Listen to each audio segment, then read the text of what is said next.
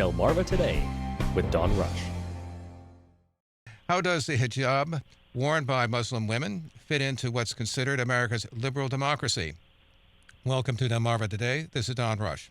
Since the attacks on 9/11, American society has looked upon such clothing as something that is associated with either terrorism or the oppression of women, and the issue has become more significant with recent Supreme Court rulings, as well as the rise of Christian nationalism. Falguni Sheth has written a new book entitled Unruly Women, Race, Neocolonialism, and the Hijab, which explores how the United States treats such religious and cultural expressions. She is an associate professor of women's gender and sexual studies at Emory University, and we have her on the phone this morning. Welcome to the program. Hi, thank you. Great to be here.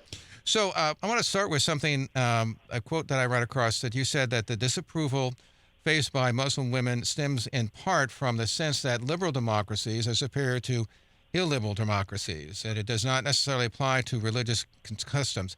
What do you mean by that? I think that there is a sense that, liberalism is superior to all other kind of forms of society in the world, and that liberalism isn't just about a set of principles and laws and procedures, but it's also a kind of cultural outlook. And so I think we tend to associate people who look a certain way as either being suitable or acceptable under liberalism, and people who violate our standards of what we think, look like free men and women, that they end up kind of being treated hostilely by us because we tend to think that we know better. Do you think that this is particularly developed since, say, 9/11, or even since, for instance, 1979 with the Iranian Revolution? Oh, yeah. No, I think it goes back much, even further. I think 9/11 really renewed our attention to it, but I think there has always been this kind of, just assumption that liberalism is superior. And the fact is, that I think it also, this kind of superiority operated under British colonialism and French colonialism as well. So I think those attitudes have just migrated down through the centuries. So when the Brits went off to India and colonized it, there was a sense that they needed to really teach Indians how to, they needed to educate them. They needed to show them what it meant to be modern, what it meant to be civilized beings. And I think that has happened all over the world. And so I think that's really more the origins of these kinds of attitudes, and I think 9/11 was just a refresher course in it, to say, see, we know better. Whereas, we forget that it was a group of 11 folks, and yeah, there are some pretty, extremist cells out there, but they don't represent all Muslims or all, non-Western folks. Because one of the things that strikes me is that in terms of democracy, which we associate with liberalism, but we also can have liberal democracies. Well, one of the things that strikes me about the history of this country is that we've had this kind of religious discrimination in the past. I mean, against Catholics, for instance, Al Smith defeated in 1928. Only John Kennedy became elected president of the United States as a Catholic in 1960. We've had anti-Semitism, restricted hotels. It seems to me that this is just another piece of the puzzle, as it were, in terms of the United States trying to move forward in some fashion to a much more liberal idea than, for instance, it had in the past. That is, that this is not a static situation. What about that? I mean, aren't we just simply in another fight, as it were, over trying to make ourselves more tolerant? Yeah, no, I think that we are in a bind, and I think that we do tend to kind of, direct this kind of hostility and this kind of discrimination towards all kinds of groups, right? So, I mean, we know that there was a long history of anti-Semitism. The marches by the Nazis in Skokie kind of remind us of that, right? But even more recently, all kinds of attacks on synagogues as well as mosques. So, yes, I mean, it's just a new group. New day, new group. I mean, do you think that we're making progress in that fashion? Or, I mean, where do you think we are in terms of trying to achieve that ideal, that what the kinds of things we've become, say, accustomed to with other groups that at one time were outsiders? I mean, I think the thing about ideals is that they're always worth striving for, but I'm not sure that I buy that we have a kind of, that we're moving in some kind of progressive direction. I mean, I think, these things ebb and flow, but I don't think that means we should stop trying. Right. So, I think we're just at a different moment, but we just got to keep aspiring anyway, right? That just kind of has us looking towards the future in the hopes that we can do something more. Well, one of the other things that you make reference to is Afghanistan. That after the invasion, there were many Afghan women who did come out from behind the burqa, for example, that was required clothing. And you quote, I think there's a quote in your book about an American liberal feminist reason to invade Afghanistan, that is to save or liberate their women. I suspect that really came after the other political and geopolitical, say, issues that certainly the Bush administration faced. But it is true, though, that once the Taliban were gone from certain areas, that women did then begin to shed some of that clothing and even some of that custom that they had in terms of their role in society. There is no doubt that Afghan women, and we're really seeing this, right? The New York Times has been having a whole bunch of articles about this over the last week, since it's been, we're marking a year since the U.S. pulled out of Afghanistan completely, and did it a little unceremoniously, I might add. But, so there's no doubt that there is a lot of extreme oppression that Afghan women face in their home countries. I think the concern that I and a lot of other feminists had about this was that this was being used as an excuse to invade Afghanistan. And, that it was a crutch in that way. It's like, well, I'm not sure that there was really a fantastic reason to invade Afghanistan, but this seemed to be a really good excuse. And as we know, with all countries, right, once, you have a power invaded and then pull out, there's going to be a lot of upheaval. And so we're kind of back to that moment right now, right? There was a huge power vacuum, and the Taliban pretty much moved in, and they filled it back up.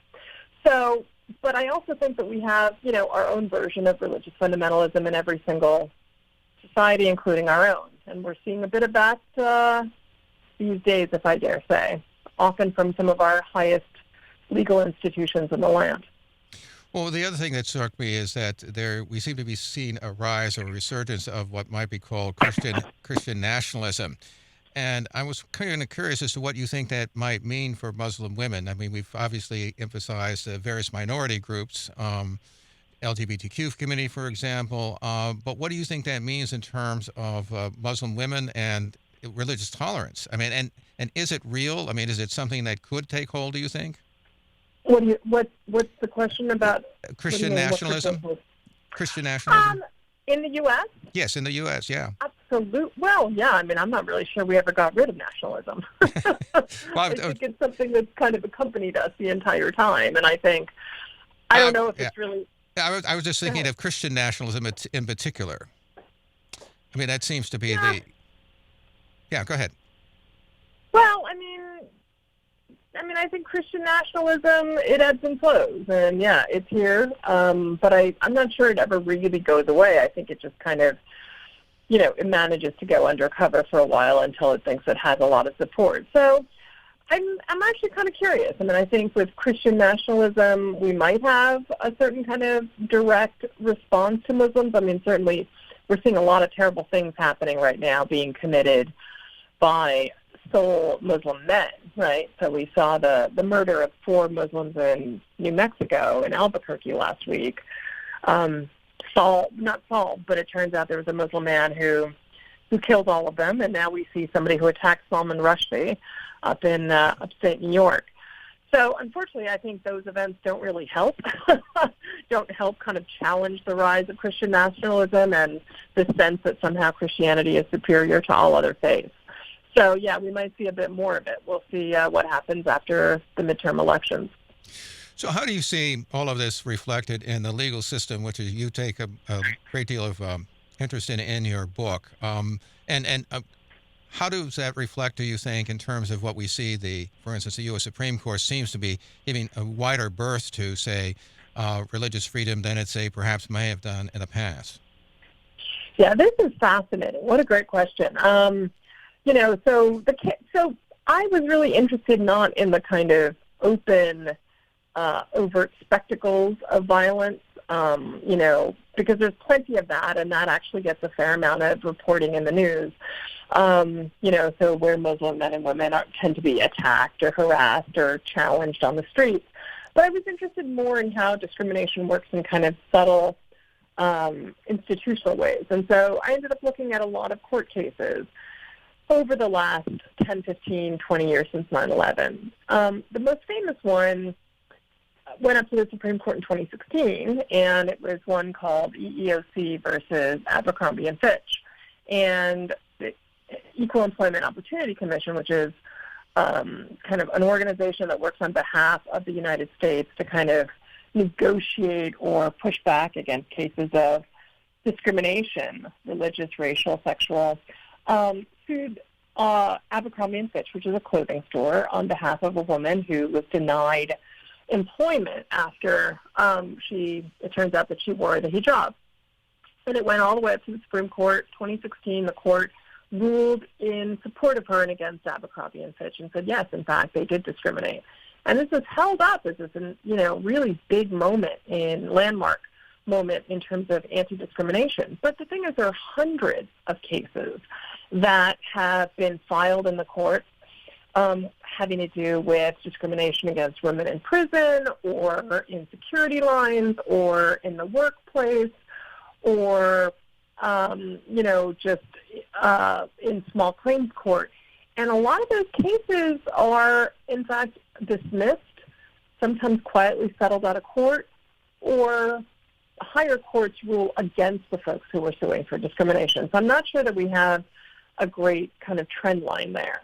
And I think, I don't remember what the second part of your question was, but I do think that this is kind of where we have to look in order to think about the way that discrimination operates in much more subtle ways. Well, I was curious about what you see in this new Supreme Court that's been constituted that seems to give a more wider berth, I think, to religious freedom and religious rights, and whether or not you see that as perhaps being ultimately to the benefit of those who, say, for instance, want to wear the hijab, or whether or not there will be some kind of distinction that they make in terms of religious groups.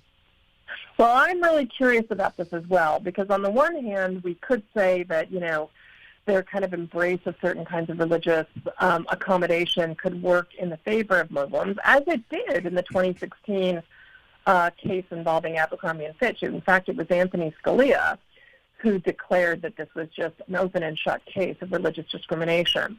And he was a pretty devout Catholic.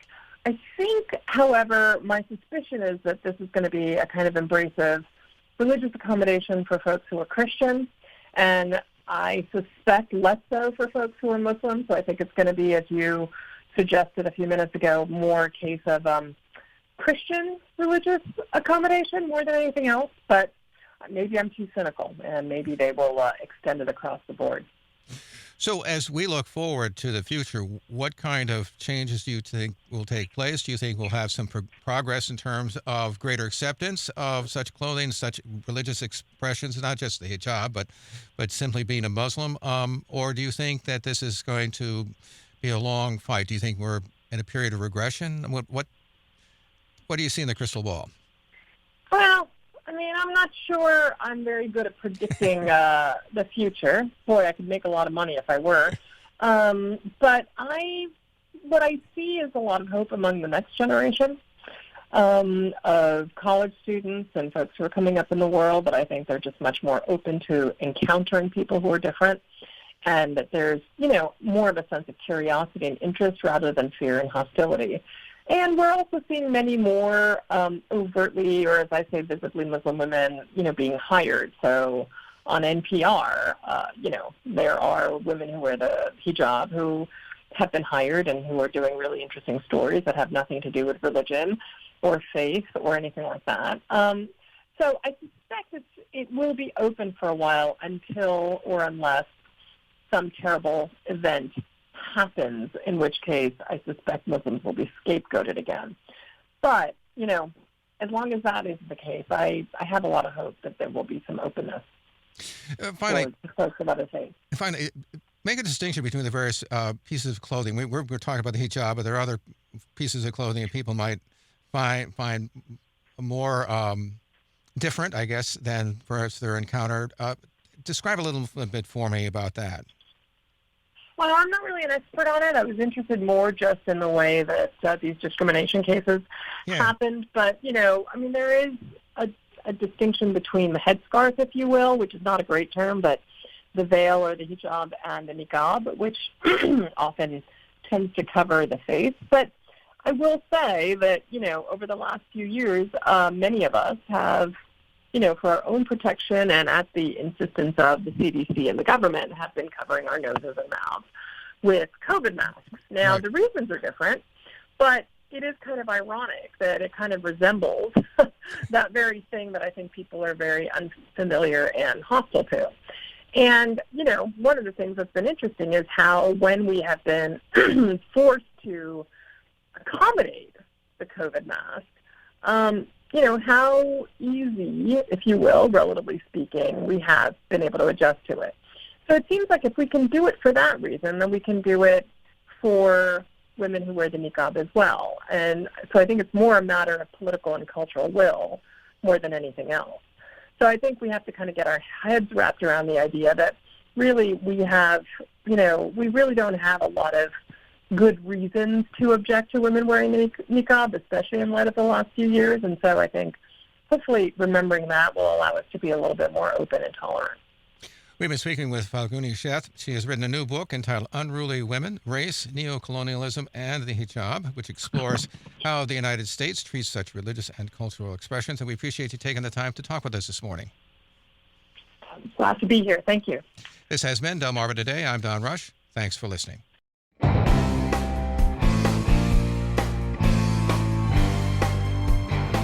Delmarva Today with Don Rush.